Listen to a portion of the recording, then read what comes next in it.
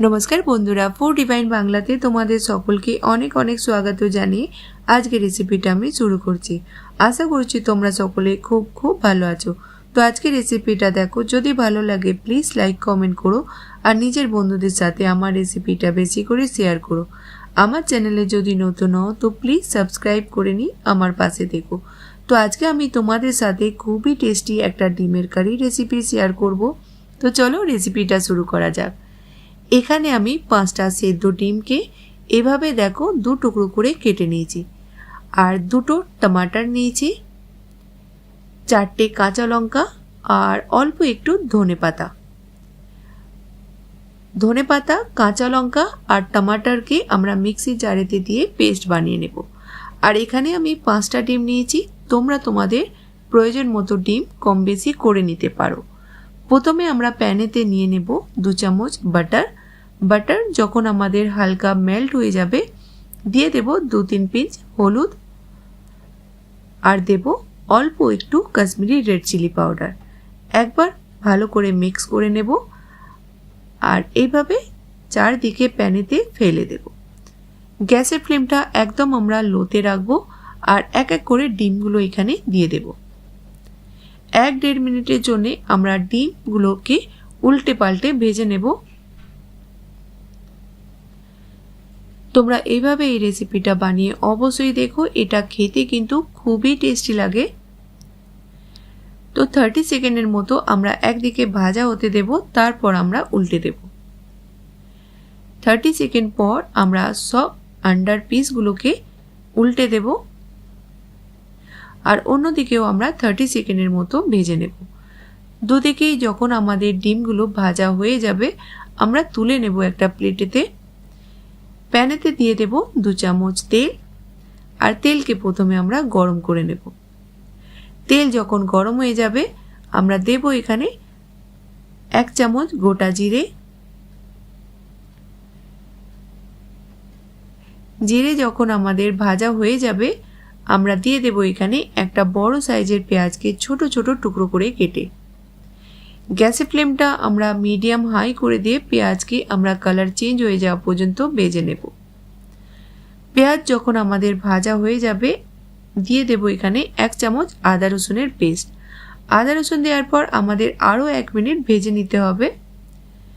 আদা রসুন ভাজা হয়ে গেছে, এবার আমরা গ্যাসের ফ্লেমটা একদম লোতে করে দেব আর দেব এখানে ড্রাই মশলা। 1 চামচ কাশ্মীরি রেড চিলি পাউডার, 1.5 চামচ দেব এখানে ধনিয়া পাউডার, 1/2 চামচ দিয়ে দিলাম হলুদ গুঁড়ো আর জিরা পাউডার দেব এখানে 1 চামচ, লবণ দিয়ে দিলাম স্বাদ মতো আর মশলাটাকে আমরা 30 সেকেন্ডের মতো ভেজে নেব। মশলা যখন আমাদের ভাজা হয়ে যাবে দিয়ে দেব এখানে কাঁচা লঙ্কা, ধনেপাতা আর টমাটারের পেস্ট। অল্প একটু জারেতে জল দেব আর জল এখানে দিয়ে মশলাটাকে আমরা ততক্ষণ ভাজবো যতক্ষণ না সাইড থেকে তেল আলাদা দেখা যাচ্ছে। আর এখানে আমি 4টে কাঁচা লঙ্কা ব্যবহার করেছি আর ঝালটা অবশ্যই তোমরা তোমাদের পছন্দ মতো অ্যাডজাস্ট করে নিও। দেখতে পাচ্ছ মশলাটা আমাদের ভালোভাবে কষানো হয়ে গেছে, সাইড থেকে তেল আলাদা দেখা যাচ্ছে। এবার আমরা এখানে দেব 1 চামচ পাওভাজি মশলা। তোমরা যে কোনো ব্র্যান্ডের পাওভাজি মশলা এখানে অ্যাড করতে পারো। মশলা দেওয়ার পর আমরা ভালো করে মিক্স করব।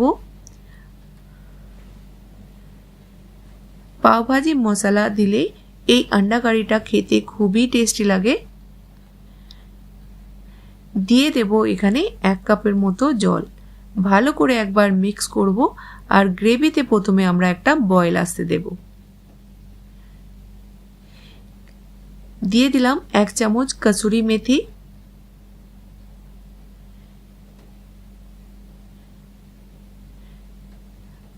গ্রেভিতে যখন বয়েল এসে যাবে আমরা দিয়ে দেব এখানে ভেজে রাখা ডিম। একবার আমরা মিক্স করে গ্যাসের ফ্লেমটা মিডিয়াম করে আমরা ঢাকা দিয়ে দেব 3-4 মিনিটের জন্য।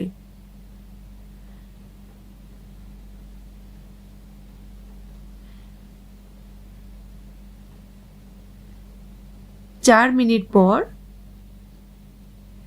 দেব এখানে ধনেপাতা কুচি।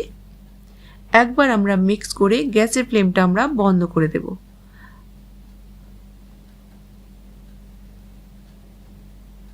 গ্রেভি তোমরা তোমাদের পছন্দ মতো এখানে অ্যাডজাস্ট করে নিতে পারো।